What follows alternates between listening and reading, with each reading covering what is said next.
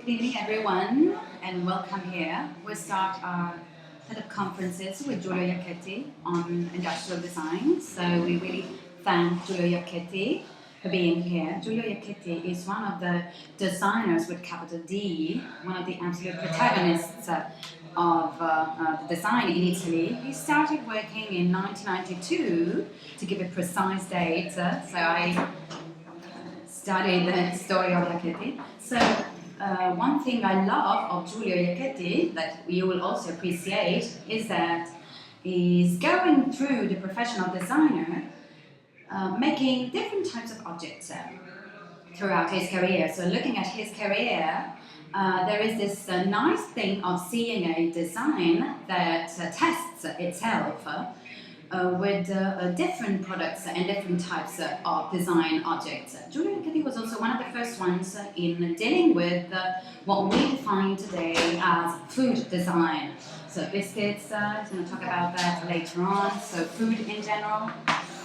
I think some of you must have had an ice cream, a famous ice cream shop in Milan, and maybe you don't even know that the spoon with which you eat this ice cream was designed by Iacchetti.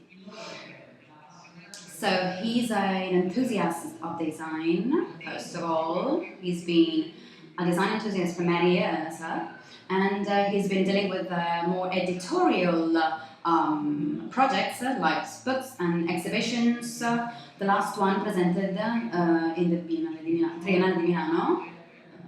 So he's going to talk about this project later on. This is a show that he's very sensitive and concerned to this field of design and as a curator also. So the title he chose for this project is Design Between Design and Self-Production, because Giulio Iacchetti, from the very beginnings, has been interested in this aspect of design in particular.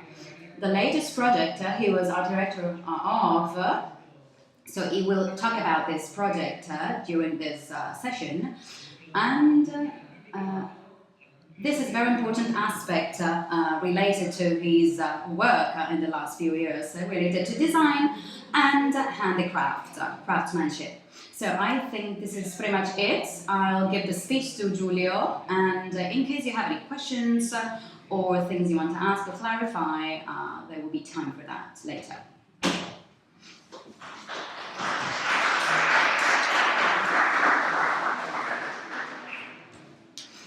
Alright, good evening everyone. I'm really grateful for you being here. I'm very happy to be here with you. I want to thank, first of all, the person who will help me translate my speech so that everyone will understand me. So this is an essential role, and I'm very happy that...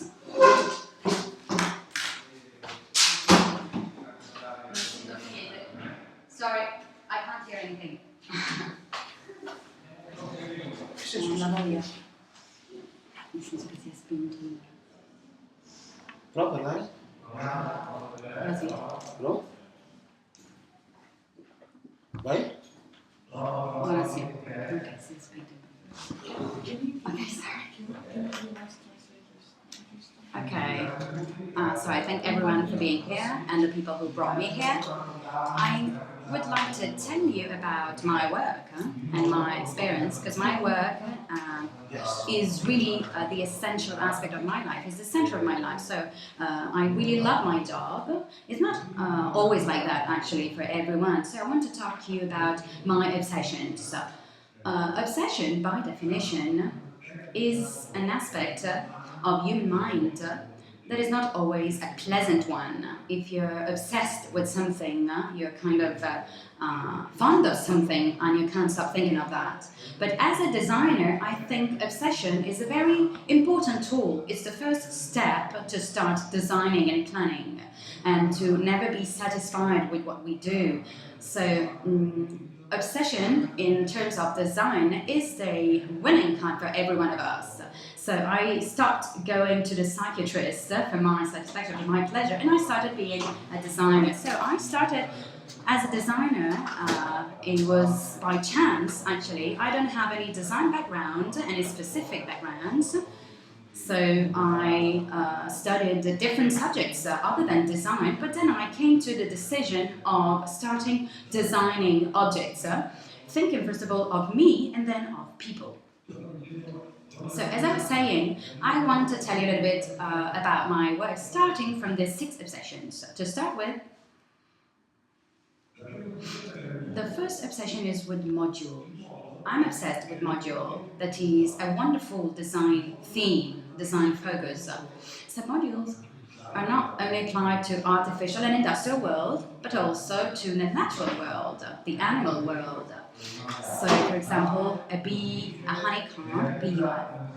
As you know very well, bees create these hexagonal cells, these hexagonal cases, which perfectly match and perfectly create a texture. So this is a very interesting texture. So building a module means designing one object that multiplied becomes a complete texture, and this is wonderful. I think you already experienced the toy of Lego. It's not just a toy, a kid's toy, it's a tool that allows you to build your world by matching these small pieces. I've also worked with the modules a lot. So designing modules means thinking very small but thinking big at the same time, thinking of the world. These are Foscarini's lamps, and this image allows you to understand that you can build a number of lamps with this simple element. These lamps were built with some iron circles with this circular shape, as you can see. So there's a rotation axis, and then you can build lamps by adding up these plastic elements like a double hoop, and you can build a lamp in this way. So the module is not just one side, one formal aspect of this object. So this project required achieving several goals. The first one was, so Foscarini was established in Murano, a small island near Venice, where there has always been a tradition of glass elements, glass objects making. So we wanted to design a lamp to remind of the Murano glasses. So if you see maybe in old houses and buildings in Milan or other city, you will see this lamps with the small glass pieces. So we wanted to remind of this tradition. But there are also other aspects in the industrial project. This lamp, for example, the diameter is 60 centimeters. There's a problem of how can I say, packaging and moving the object to another place, so shipment. This lamp, it's this big, and it just occupies 20 centimeters of space. You can disassemble the pieces of the lamp and reassemble them at home. This is a project using another module. This is a bookcase dedicated to children, produced by Magis. In my opinion, this is a very interesting theme because the modularity of the object is in this element. Here, as you can see, that include both the horizontal and the vertical levels and allow to assemble, just like Lego pieces, to create a bookcase. An infinite, possibly infinite set of levels. This is another module. The inspiration here is to the honeycomb. And this is a star-shaped element with these end tips and hooks that allows you to create very soft and elastic walls. You can buy 100 or 1,000 of these modules and create huge walls or small walls that can develop over time. This is a very interesting aspect using modules because you can create loyal customers that buy these objects that are called digital. When I design, it's not important for me the 3D dimension and the two-dimensional aspect. So when I had to design a shirt for Salone del Mobile for Nike, I thought of the pied-de-poule graphic, this pattern that comes from weaving. It's a weaving technique. So since this shirt was dedicated to a race of designers, if you come closer and look at it from a closer perspective, you can see that it's made of many small men's running. So it looks like a classic texture, a classic pattern, but if you see it from closer, this is a message of designer participating in that race, in that run. Another modular project is this bottle handle for Alessi.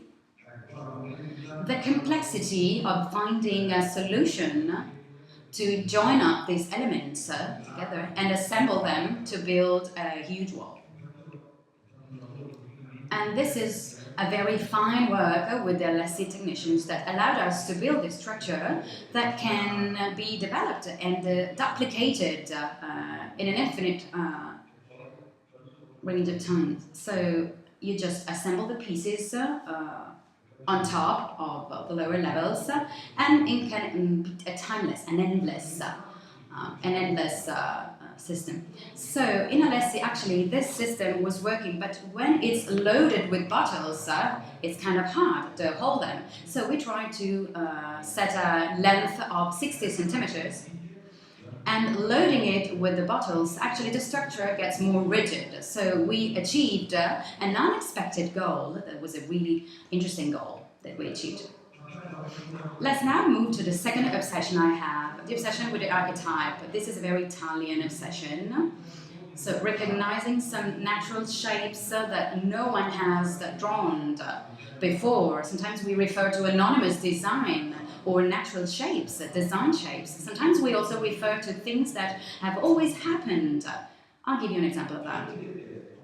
If you ask a kid, maybe I can ask my child to draw a house, I think all children in the world would just do this. We just draw, that is the symbol of the house, isn't it? And why is that? Because children are able to express very concisely very complex concepts that take a long time to be explained, but it's natural, it's automatic for children. So this shape is an archetype of a house. I'm very interested in these archetypes because they tell everything. They're very simple and straightforward. There are other shapes, like the drop shape.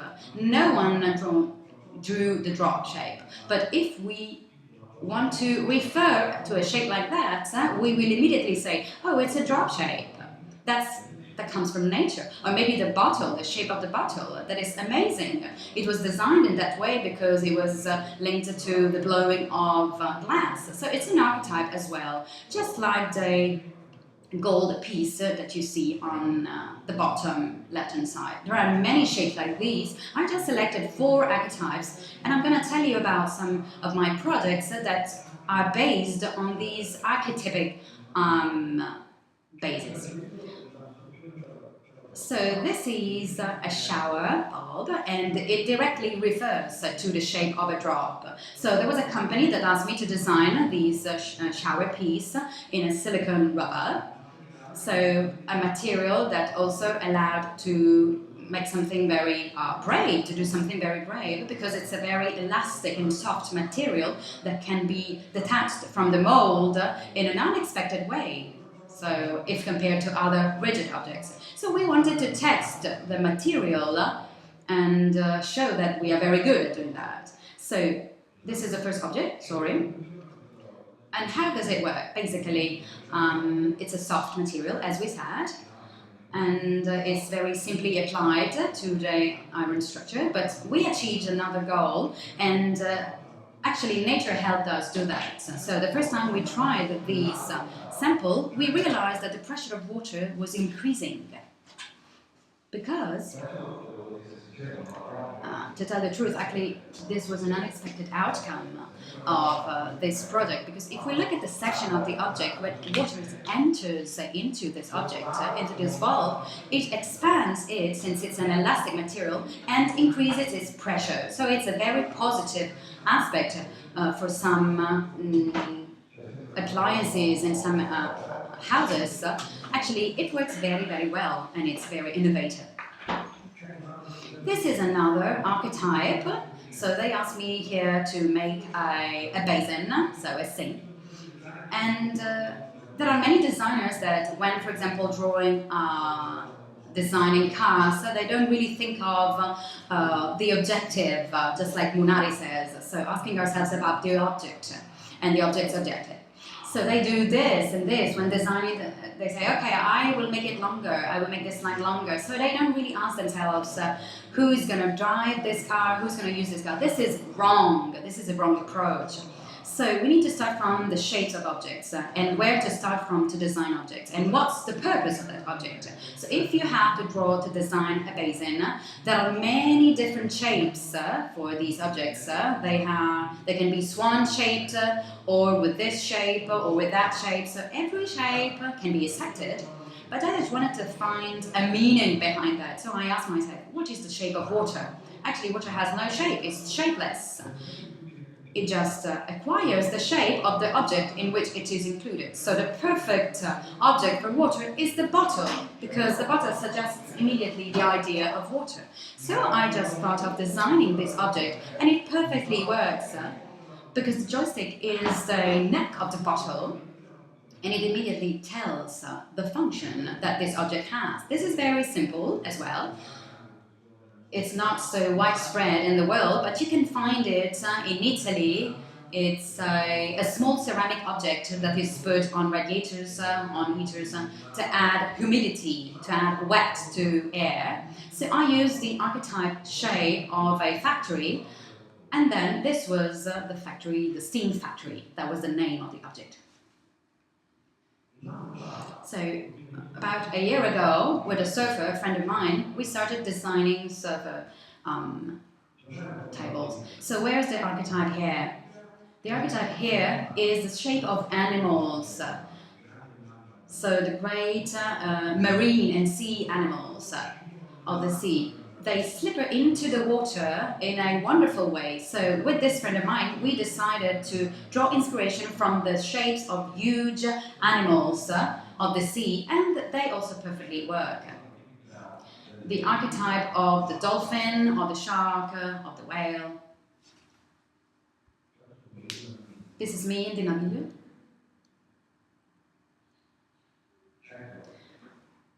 So the world of art in general and the world of design has always drew inspiration from biological shapes and organic shapes. So finding the synthesis for a small bird, for example, this is something I'm really fond of and passionate of. So the zoomorph shapes, animal shapes, are a continuous inspiration, source of inspiration for my work. So it's very nice to. I'm not actually very good at drawing a bird because it's actually very complex to make it. It's got this little hair on top. Yeah. So this is one thing. But this drawing is the starting point. But what is the final point, the arrival point? I want to arrive to the archetype. But what is an archetype? It's using the least objects possible to express a concept. So it's amazing because you can express very complex concepts by using very simple objects. So this is my journey, because the project is a journey actually. You start with many luggage, many bags, but over time you soon realize that you don't need all of this stuff, and you get to the final step, removing a lot of things and adding nothing else. And then you understand that the project has to stop. So you first draw and design a shape like that. For example, like that. You've got one curve, two curves, three curves, 4, 5, 6 curves. So let's try and design it with less curves. So one rect line, one straight line, one curve, one straight line, one curve. That's perfect. So this is an object to cut paper, a paper cutter. And this is for Alessi too. And then we moved on with this fish shape, again for Alessi. And then one with a snake shape. And then Alberto Alessi asked me, okay, stop it with animal shapes. And these are the examples of it. So again, using archetypes, I had to make a stopper for bottles of wine. You know those, covers to keep the pressure of wine. So how can you design a stopper like that? So once again,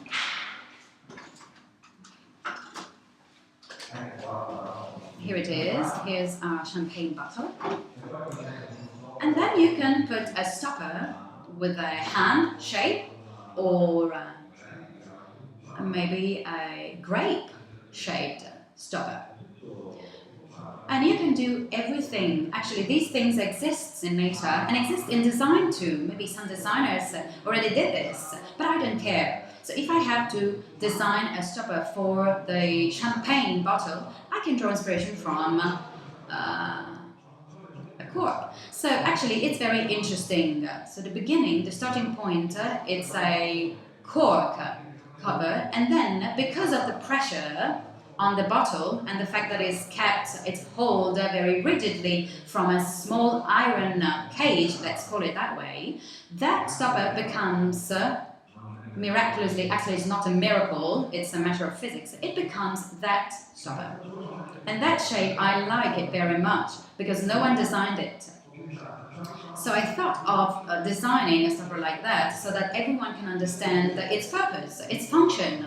I don't have to explain, okay, the hand shape, the grape shape, and so on. I don't have to explain anything.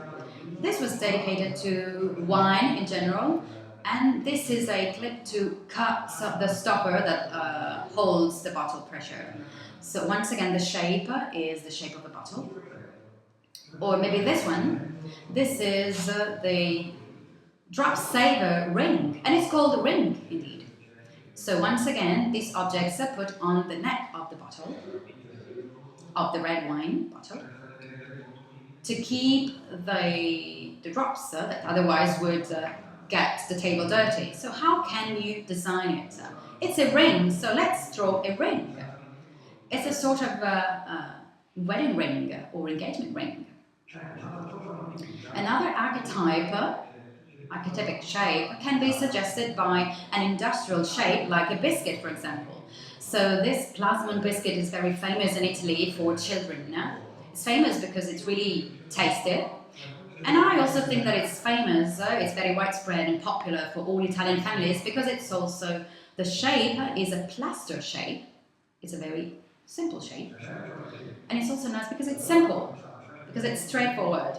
So I thought of designing for children growing up a skater like that with a plasmon shape. So now let's come to the, are you tired? Let's come to the third obsession of mine that has to do with invention in general. So sometimes when designing, when developing designing projects, it can happen, and when it happens, it's a great thing. It can happen that you can come up with industrial inventions. So you design a shape, you give a content to your idea, to your concept, and when developing it, and that's the best thing, you do a patent. And that's an obsession. I'm obsessed with inventions because they are driving forces for the whole world. So no one did it before you did, and this is a gift to the world, the invention, the patent. So these are some of the examples of patented objects, also in the history of design in general, by great designers, for example, Bruno Munari, who made this monkey. This is a kid's toy. Of course, the invention is not the monkey, but inside this monkey, that is made in a soft material, it was added an iron wire that allowed the arms and legs of the monkey to be folded. So actually, I think you've all played with toys when you were children, and that was an invention for children, dedicated to children by Munari. This object was patented, and from my personal experience, this object really means a lot. It means a lot because it has a great value for me and for my... it's the symbol of the friendship with Matteo Ragni, with which I made this object. So we developed this project together a long time ago. It has an innovation inside because before we made this object, there was nothing like that, nothing so harmonic. That's an object that has the function of a spoon and a fork at the same time. Here, there's another innovation applied to the world of lamps. So once again, a Foscarini lamp. So the movement of this lamp is a very soft and curved one to direct the spotlight. It's not given by a mechanic piece, a mechanic system, but a magnetic piece. So that is a magnetic sphere. So using a sphere like that for that purpose allows you to create a very soft object and very sinuous. So we like dealing with objects that have a good feeling with us, that sound good, that we establish a feeling with, and very sweet, very soft. So this lamp allows this soft and sweet movement. And there's this, how can I say, this ribbed structure, this texture that allows to put up and down the light. So it's a texture, it's a structure. It's very widespread in the mechanics in general, applied to the world of illumination, of lighting in general. This is a very important project because thanks to this project I was able to become a designer actually, because it was sold in a high number of examples. It was made with Bialetti, that is famous in the world for the coffee machine, for the mocha. So Bialetti asked me to make an object in the world of pans as important as mocha in the world of coffee. So that was a really important challenge for me. So I asked myself, what is the purpose? What is the project's goal? The project's goal for an object like that was saving space. So usually these pots, we all have an experience of these type of objects, so we use them every day. So you've got a body like that and then an object that really occupies a lot of space. So the project was focused on creating a foldable handle created by two parts that can be folded on both sides of the main body of the object. So to favor the movement, the soft movement of the handle. And it's really space saving, so people that would buy this object really understood the added value of this object, so it was sold a lot, and it was also patented. This object too, you can see it very big, but actually it's very small, it's as big as a credit card, and you can have a small table set with a spoon, fork and knife.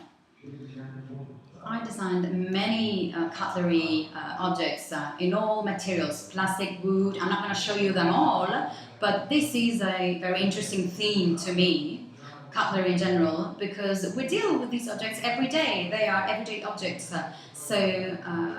And we have to establish a feeling, a deep feeling with these objects. So of course, it's clear that it's very satisfying for me to design these kind of objects that are part of everyday life. So we sold many of those objects. Actually, we sold just 9 of these sunglasses, of these glasses. So it's a real number, but it was also patented because it has, in a way, it does have a pathway. So these glasses combined the sun lenses and the side lenses.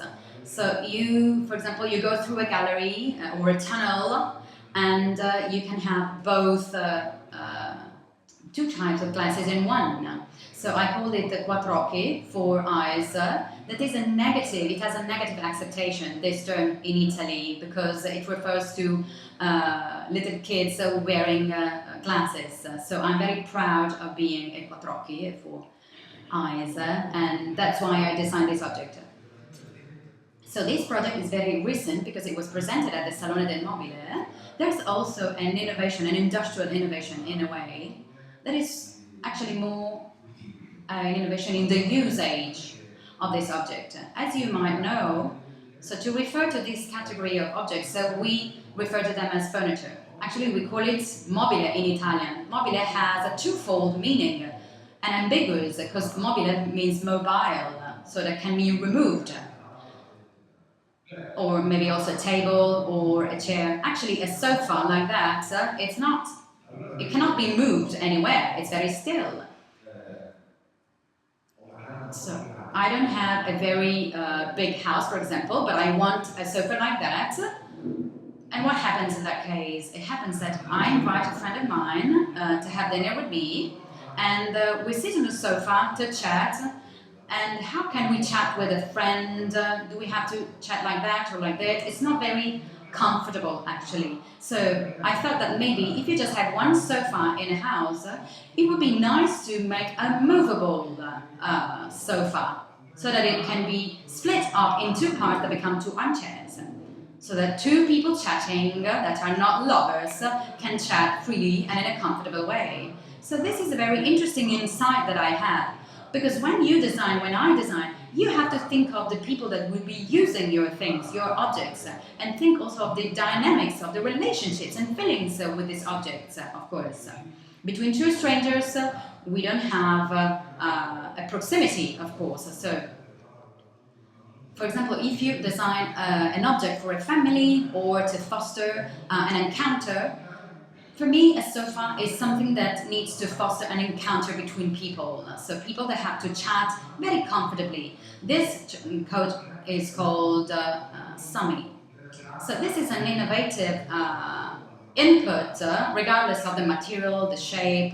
So they are very important things indeed, but they're not the focus of this project. They're not the main purpose. In my opinion, you need to also introduce this type of innovations in your design projects. So, another obsession that I have is with self-narrative objects that bear a message, let's say, because we cannot only use words to express our feelings and our thoughts. Also, an object can be a bearer of an idea, of a concept, of a message, of a political thought. These are some examples of objects that have these purpose and this strength. These are by Insomari, that for me best expresses this type of characteristics of these projects. So the shape is not important. What is important here is the expression that you give, the purpose that you give to this object. So we've been talking a lot about self-production nowadays, but actually Insomari was the one who invented self-production in the 60s. Self-production was based on these objects. So he didn't care about the distribution of furniture and business in general or the shape of things. What he was interested in is, so he just said, take some pieces of wood and build your furniture. Build yourself your furniture. Breaking with the rules of the industrial design and distribution, mass distribution of design objects. It's an utopian project, of course, but the strength of the message that it conveys is very, very important. It's amazing. So you are the makers of your own life and your own furniture, and that's the message behind. Also, these tray that is really, really heavy because it's made of iron. But there's also the work of men, of workers, the industrial force of the workers' force, of the labor force. So these were objects, these were symbolical objects of a specific way of thinking. So now I'm going to talk to you about some objects that in my opinion have this meaning. So this is a nice shaper, let's say. We all have it in the fridge, in the freezer actually. So this object was designed in the year for the defense of water as a global value. I think you all know that. You're all aware that water, for many of us on our planet, is a precious value, as precious as gold. It has to do with life, of course. So I made some pieces, ice pieces. You can see it here. So an ice shaper that does not make any cubes, but small pieces with the word gold written on it. So it's a very direct message. Of course, there's some irony, so there's an ironic approach. This is a lemon squeezer that represents Piazza San Pietro in Rome.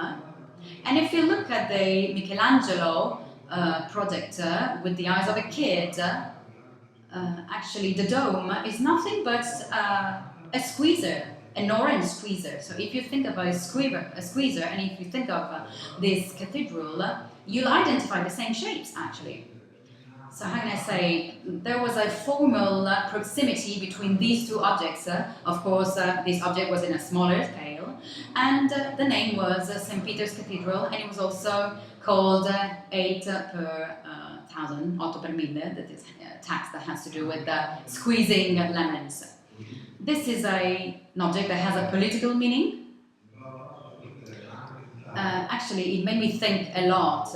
I heard a news at that time, that was a few years ago, in which IKEA had renounced selling their Christmas decorations, something like, not strictly religious decorations, but even the Christmas trees and Christmas decorations in the countries where these traditions could be considered an offense. So behind this political position, political thought, politically correct thought, I found something insidious, because sticking to the habits of countries in which you sell your goods, denying your heritage, your culture, your tradition, that can also be a non-religious culture. There's nothing wrong. Actually, it made me think a lot. This event made me think a lot. So actually, I think we cannot deny our culture, and we cannot adequate ourselves to the market demands so much. So I decided to be a little bit provocative and to design this object with a crucifix, with a cross shape. So you can see it disassembled with a... So you have instead of the IKEA word, that sounds more or less the same. So actually, there's not something like that does not exist in any IKEA collections. So they didn't accept this project, in fact. This is another project that I made. There was an idea for a souvenir that I came up with, for real souvenirs. You know that souvenirs tell about wonderful situations, wonderful things happening, perfect situations, the crystal sphere with snow coming down, and the dome, the cathedral, the gondola of Venice. So they talk about an unreal world, a perfect world that is not real, actually, because in a way, they have to polish and make real life perfect, when in fact it's not perfect. For example, Milan is a city with many mosquitoes and flies. So my Milan souvenir, creating the mesh, the air net, this is a plastic object. And instead of creating an orthogonal mesh, we made a Milan plan. And I think a fly, if it has to die, it prefers dying in Via Monte Napoleone, of course. So this object was also created for an exhibition. There was just a single example for a company producing world globes.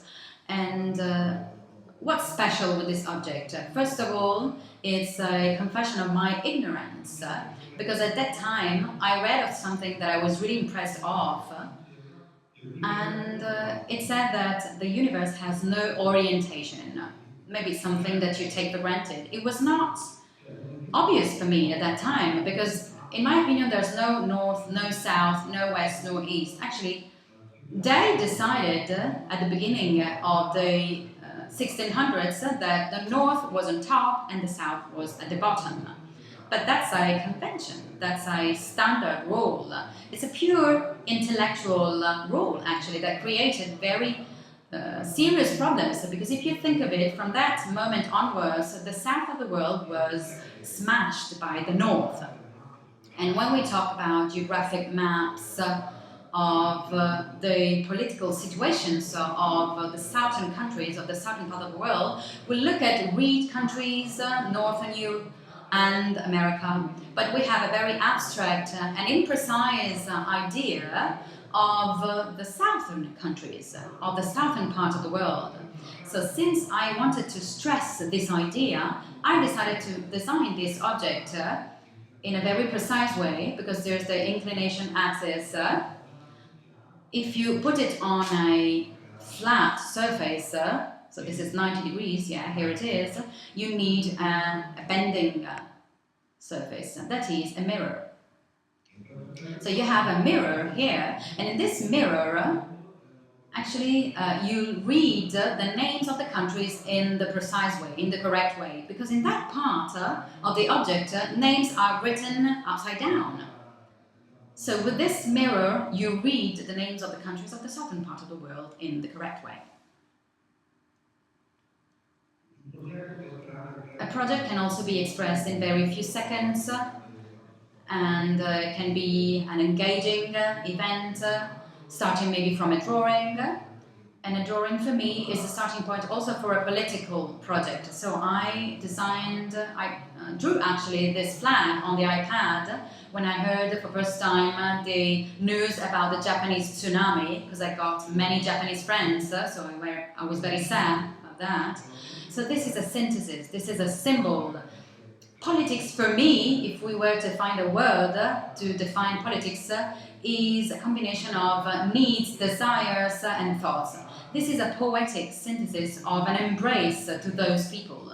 As you can see, I replaced the red part of the Italian flag with the rising sun, the Japanese rising sun.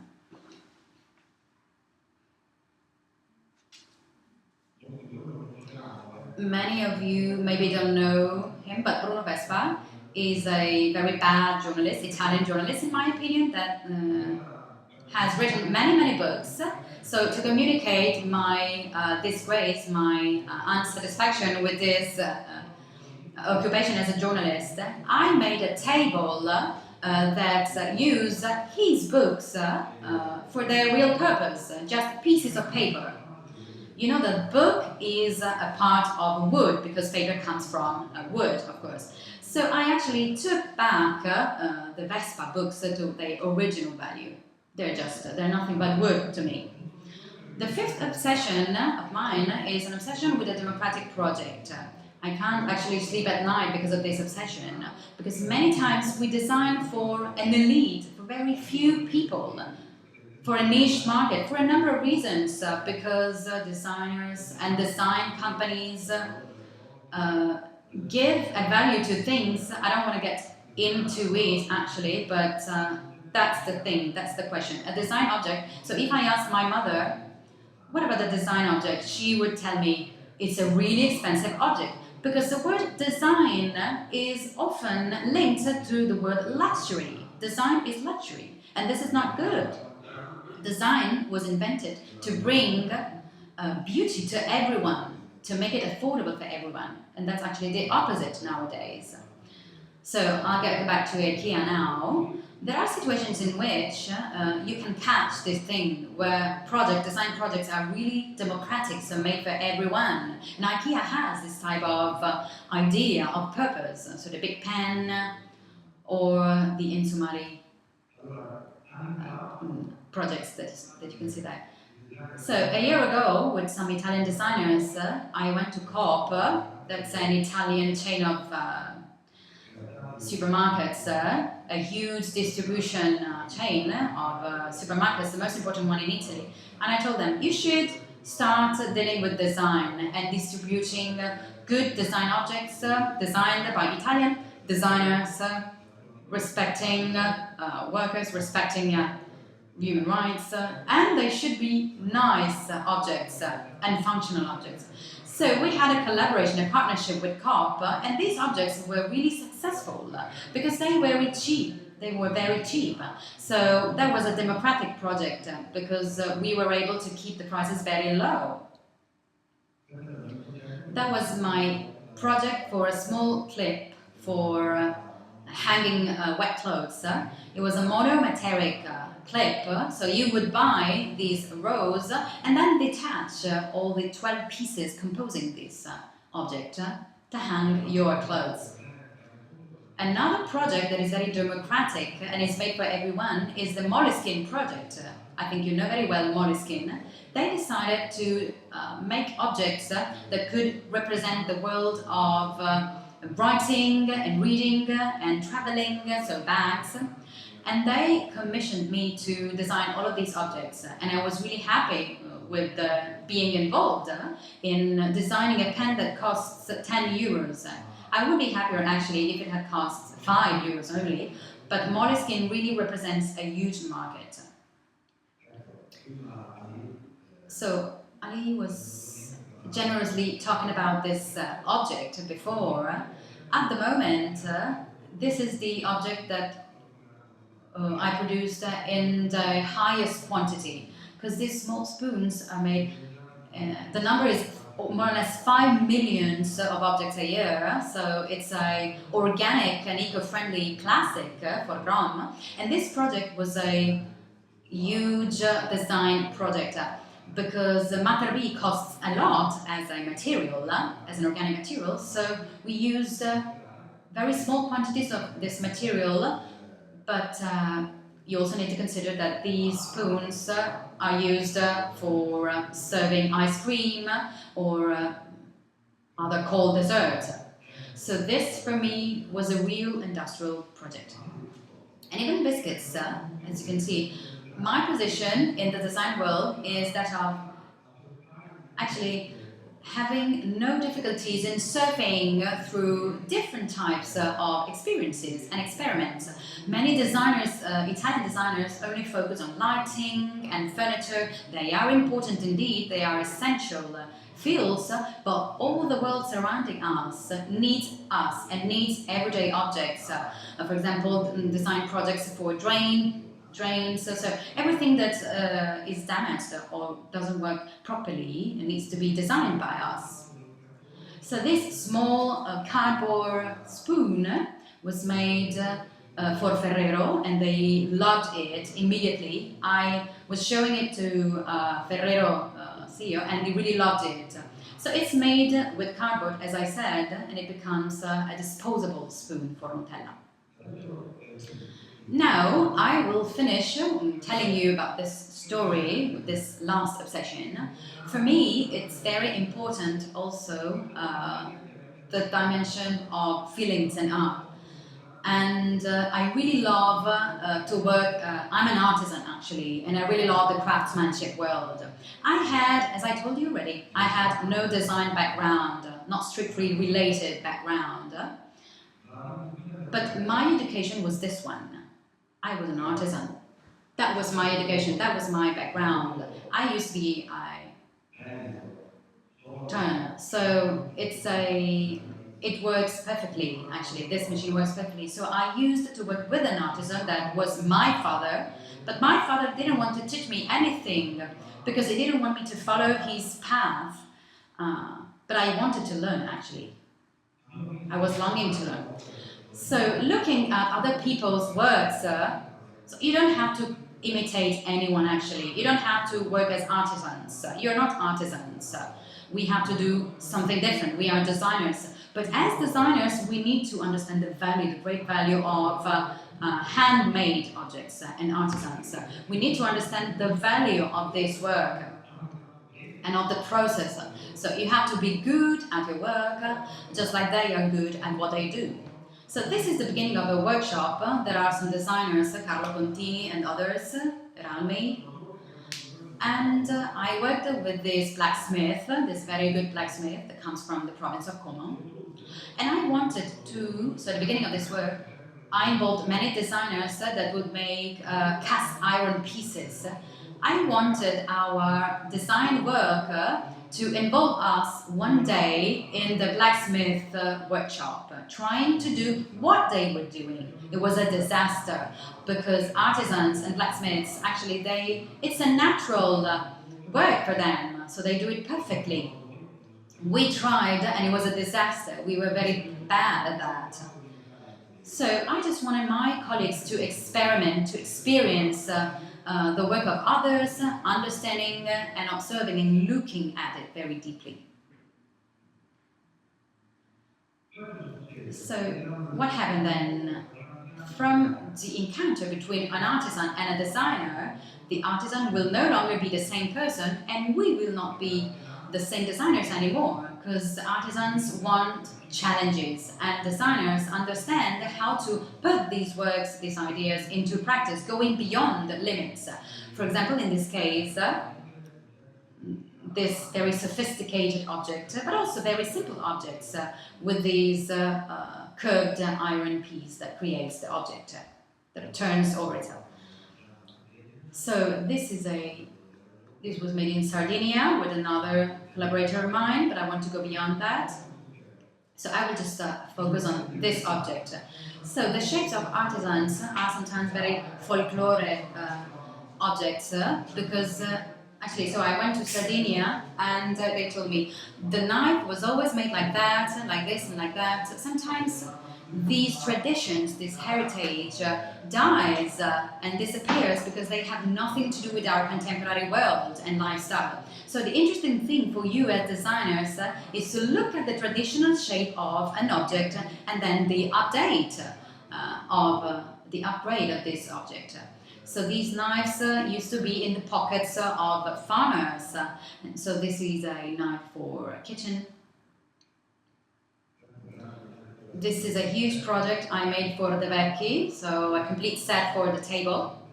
And the first work was based on studying the shapes of all the objects that create this table set and create this landscape of a table set and using the shapes to create the prototypes, to make the prototypes. So it's very important to me to make prototypes because you immediately have a formal relationship, a balance, a harmony, if any. So this is very important, working with prototypes, with original shapes. So establishing when something is good or bad. You can do it only in one way, by comparing two things so that you immediately understand this works perfectly, this doesn't work very well. It's a matter of balance, of harmony, but that is the tip for looking for beauty and finding beauty in design objects. This is from the previous collection. That was a collection, and then it was changed into a silver object. So now I'm going to tell you about this project, Internoitaliano, that is a brand that was established 3 years ago. And first of all, it's a network of artisans. Italy is a great country because there are artisans that for every material express the best out of them. Ceramic, wood, sometimes in specific districts and geographic areas. Sometimes you see people maybe working in the outskirts of Milan on ceramics or glass. Maybe even near my city, there are more and more artisans, very good artisans that experiment and try and test themselves. There are districts, Brianza for furniture, Venice for glass, Tuscany for marbles, and so on. So what's new, what's special in this project? So designers have always collaborated with artisans, so company involve good artisans in their projects. But my will was telling the story of these artisans, who they are, what they do, what's their story. So this factory network relies on the skills of these artisans that work to make these pieces. So I really like talking about their story, telling their story, not my story, because that's the novelty, that's the innovation. Because actually a project is not only the result of a concept of the designer, it's also a result of a deep collaboration between designers and artisans. So a project has a mom and a dad, an artisan and a designer. So it has a family. So it's very important to recognize this, to acknowledge this essential value and essential role of artisans in design projects. And then I'll just finish with this project that is a story within a story. So a summer of a few years ago, 2008, I decided to design a line of useless knives. So I really care about this word, useless. It seems a negative word for us because we always need to find the functional aspect of everything, in everything. So what is it for? We ask ourselves. So I asked myself, if we keep asking, what is this object for, this means that we no longer give a value to a poem or a music or a song. What is a song for? It's good for our spirit, for our soul, actually. For some people, it's useless. Or a poem is useless for some people. There's no need to write a poem for someone.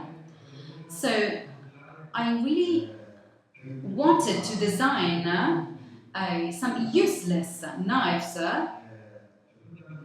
because if you go to a store, a cutlery store, they will tell you this is for fish, this is for meat, this is for bread, this is to spread butter, this is for the tenderloin. So 100 knives that have a specific function. So what I decided to do is to draw and to design useless knives, and that was a collection that I made. So I had an exhibition showing these objects, and I asked people to tell me what these objects were for. And they told me, okay, this is to cut eggs, this is to cut kangaroo meat. They were invented purposes and functions. They were very funny, actually. But the conclusion of this story, the end of the story, is that one day knife producers came to my studio and saw these wood shapes and decided to create the useless knives. Okay, and these words I want to finish. I hope you didn't get bored with my explanations. Thank you, and feel free to ask me anything you want.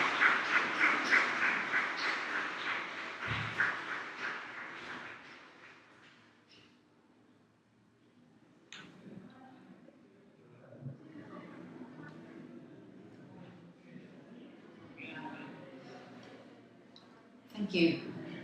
So, guys, silence please. It's not over. Thanks. We really have to thank Giulio Iacchetti. Are there any questions? Are you curious about something? You want to ask something?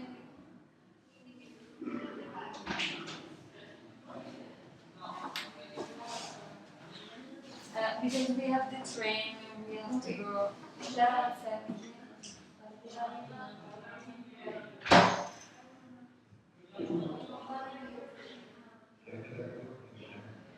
So if she asks the question in English, she will help me understand better, because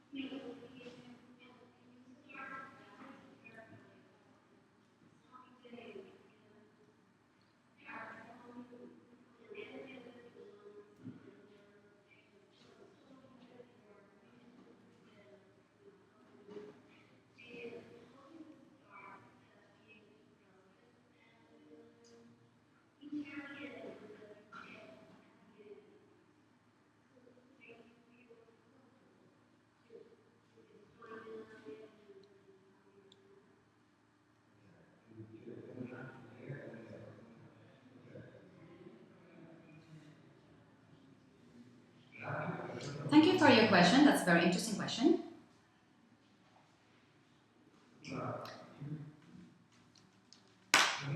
So, starting a project for me, it's starting a trip, starting a journey. The first thing I do is free my mind completely, set it free, and start looking at things in a different way, from a different perspective. Because for me, the world really needs new ideas, and I'm playing an essential role in that, and that's wonderful. So, people, human beings, animals, and plants, we get older. Naturally, of course, that's part of our nature. Objects get old when something new replaces them. So it's very important to make things get old. So I'm really part of this role of making objects get old. So you're asking me how I start designing my objects. So I free my mind and I think of the purpose, of the function, of the objective that I want to achieve in designing something new. So finding a meaning in my work, that's very important. So when someone says, we need a new chair, I usually say, okay, this chair needs to represent a new hope, a new desire. Otherwise, it's just a matter of duplicating objects. So that's how I start designing. Of course, the design process, so we work a lot, we work hard, and then we have to remove gradually things. Michelangelo used to say that his work of the company are not linked to a state of mind or a feeling. They are based on practical issues and technical issues or marketing issues. So the project is the result of a compromise or a balance between the company and the designer. That's an industrial project. Otherwise, you are an artist. You are an artist, you make something that is perfect as it is with no changes to be made. Actually, design has to do with the dialogue. If we chat, after an hour, we'll no longer be the same person. So you take something from me and I'll take something from you. So the project is based on a dialogue, on an interaction. I was going to ask in Italian. Yeah. I was going to speak in Italian. I just wanted to ask you a question about a session that I had that is the name of the product. Because very often you make a product that is successful, but if it's a bad name, maybe the name will be what will damage the product. So what is your suggestion in naming design objects?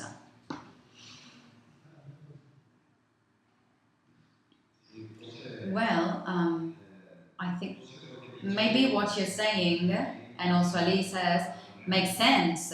For me, it's just a matter of fun. I don't give so much value to a name of an object. It's not important to me. Because when an object is successful, maybe we remember it for its name. But if an object is not successful because of the name, actually, so we remember many objects that have become very successful, commercially successful, so we remember their names. But if I tell you Toyo, you think it's a good name? Toyo is the name of a lamp by Castiglioni. I don't think that lamp became famous because of the name. Of course not. I don't think they sold many because of the name. So we remember the name of the object and the reason why it was successful. But it would have been successful even if the name was Anna Maria. But we have to say that since it's a very frivolous and useless thing, the issue of a name, for me, it's an essential issue. So for Internoitaliano, the project that I was showing you before, I showed you just a small part of it. There are about 40 products for that project. And naming 40 products is quite boring. So actually, we need to name things and give a name to things because projects are everywhere. We cannot think of a project that is just seeing the drawing, the sketch of something, or a lamp, or a seat. The project has to do with the person. So when there are people who come to me for interviews, for job interviews, do you think I look at their curriculum or portfolio? For me, portfolios, in a percentage terms, they're not so important. They're just a 0.2 as a value. So what matters to me is the way these people talk, the way they match their colors of their clothes, their interests in life, their feelings, that maybe are inputs for me. So this is what is interesting for me for designers, and not the portfolio or maybe projects done at school. So I don't care about these things. What I care about is other things. That is why everything is a project for me. Internoitaliano, 40 products. So how can we do? Internoitaliano, so we talk about a specific part of Italy and way of living in Italy. So I set this rule. The name of the objects of Internoitaliano must be names of Italian cities of 4 letters. That was my idea. So there are 400 names of small cities and towns in Italy of 4 letters. Iesi, Afi, Pero, Nepi. There are many with 4 letters that are easy to remember and give us the opportunity to browse them, to look at them, like interesting towns like Orte or many others. So they are funny, and at the same time, in this way, we suggest people a sort of small trip in a minor Italy. So that was also part of the project, giving names to projects.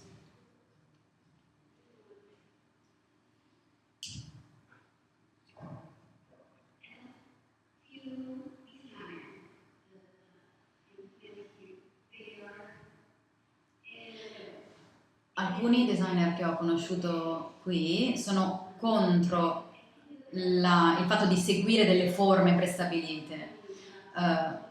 Di fatto è una posizione anche politica, un'idea molto forte sostenuta da alcuni designer.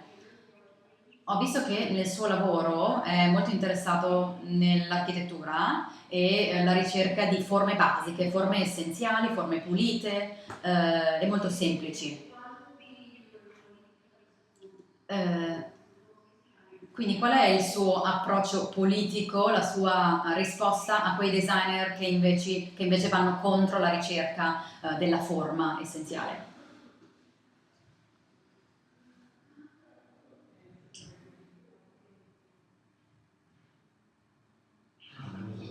That's very easy to answer this question. I don't care about those kind of projects. That's the answer. As simple as that. So I think our work, I don't want to be too dogmatic, but what I'm interested in is the synthesis. It's something very simple and concise, simplicity. What matters is simplicity, but to achieve simplicity, we need to go through a complex way, indeed, because taking things away, removing, is a sacrifice, but it's the only way for us. So designers who design by adding stuff are not interesting to me.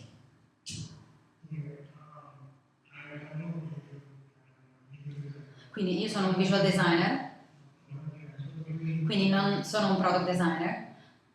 Forse la mia domanda risulterà un po' stupida, ma quanto è importante un materiale nei suoi progetti di design? Perché molti designers considerano appunto il materiale importante, essenziale, quindi nel suo lavoro, nei suoi progetti, quanto è importante, quanto pesa decidere il materiale anche per il pubblico, anche il costo del materiale, insomma, quindi prendere queste decisioni in base anche al costo del materiale.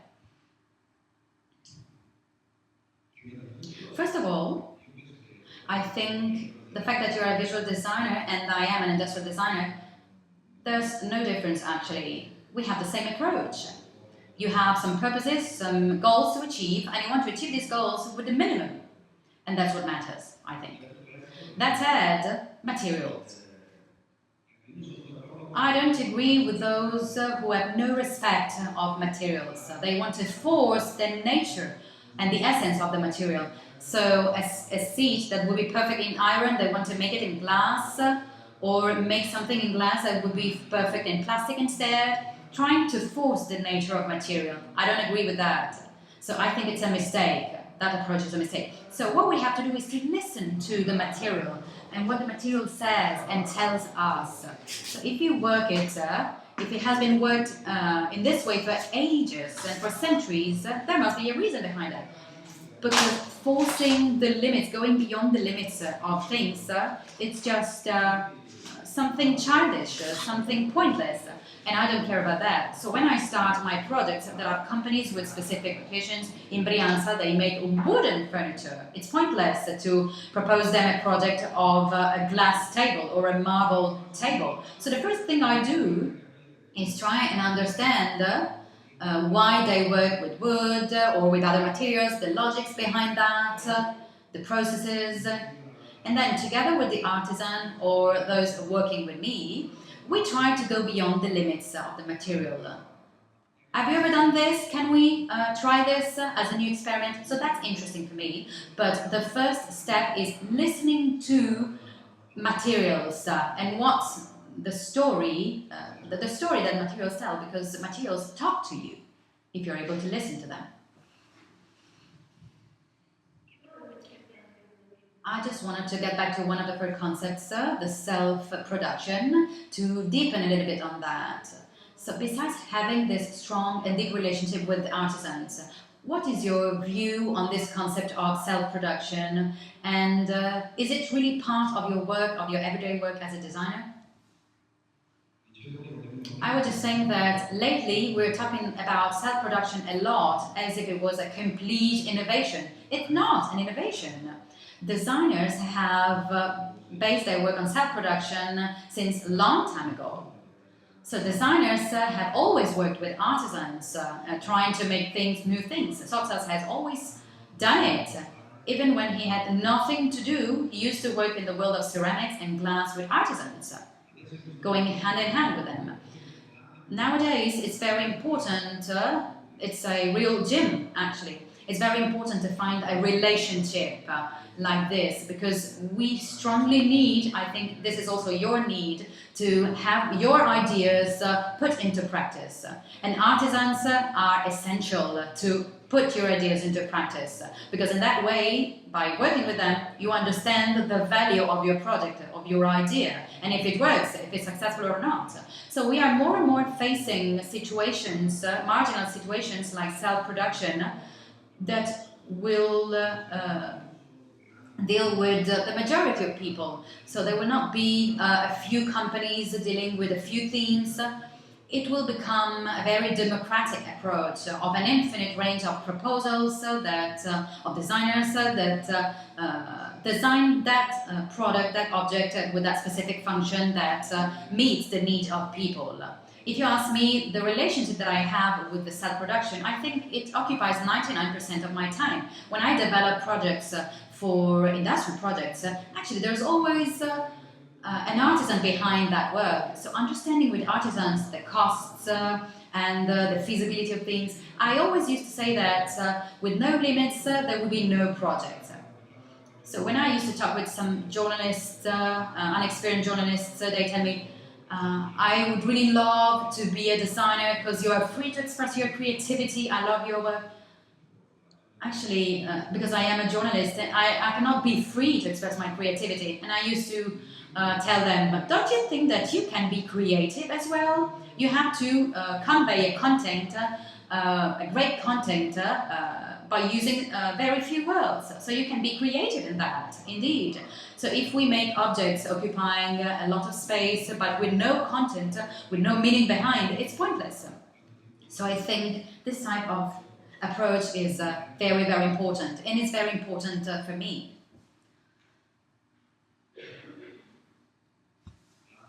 That's it? Let's go home? All right?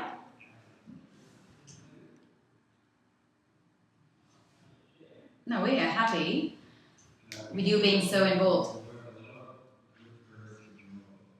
Nel suo portfolio ci sono molte illustri aziende, quindi qual è il suo network di partner, di aziende con cui collabora?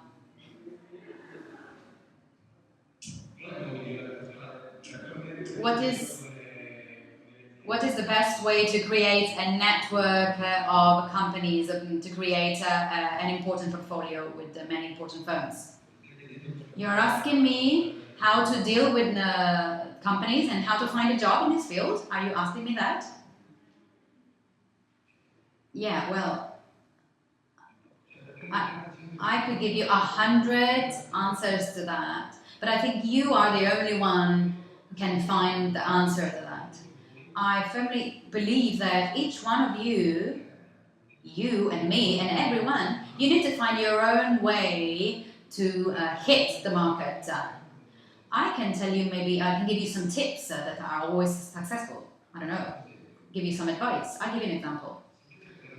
You know what really impresses me of people coming to my office, people I start talking with, their need is to start working, of course. They want to work with me, they want to create their portfolio, to start collaborating with designers. But if I ask them, what would you like to design? Who you would like to design with? What would you like to do? If you were to decide, so your own decision would be, what kind of car would you like to design? Most people, they have no idea. They can't answer that question. They never identify the real need, the real desire. That desire must be precise, must have an identity. You're not just designers. You need to tell me something more. I want to design a stool for cartel that is 60 centimeters tall. If that's your objective in life, I will tell you, okay, you can make it, because you perfectly spotted and identified your objective, your goal. So it's not just that you randomly shoot at someone. You shoot at someone precisely. So you want to hit something in particular. You want to develop and achieve a specific goal. So I think each of you must have their way of expressing and to be credible with others, of course. Sometimes I receive emails saying, "Dear Mr. Doctor, my name is, I would like to collaborate with you." And of course, these emails were sent to 100 studios, design studios. The email is the same. I'm just a number for these people. I am nothing but a number. So they were like shooting in the middle. So it's like falling in love with someone and sending a general email to all the girls just to come out with a girl, to go out for dinner with a girl. No one in particular. So if I'm falling in love with you, if I want to get to know you, I need to know your interests, your tastes. Maybe you love that bookshop, so I find you there. I will bring you there maybe. So this is a way to get closer to your objective. And this is something that works, really works. This is very interesting for me. And the network and the tools that you can use nowadays that are very strong allow you to create immediately a network, but a very fragile one, a very weak one, because everyone uses this network, LinkedIn.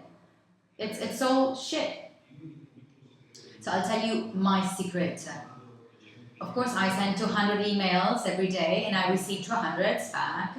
But if you really want to hit that company, you have to send a handwritten letter, not an email. Not because I'm an old-fashioned guy, but what you understand of someone sending you not an email but a written letter is that, oh, this guy didn't do just copy and paste of the email, of the same email for everyone. Maybe you write a letter, you buy a stamp, you close the envelope. This is a gesture of love. This is love. And it will not go unnoticed.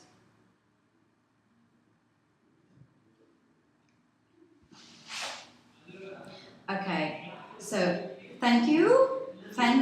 We really have to thank Giulio Iacchetti that hold a lecture today and also a lesson on his projects. So thanks again, because I think it was very, very important for you.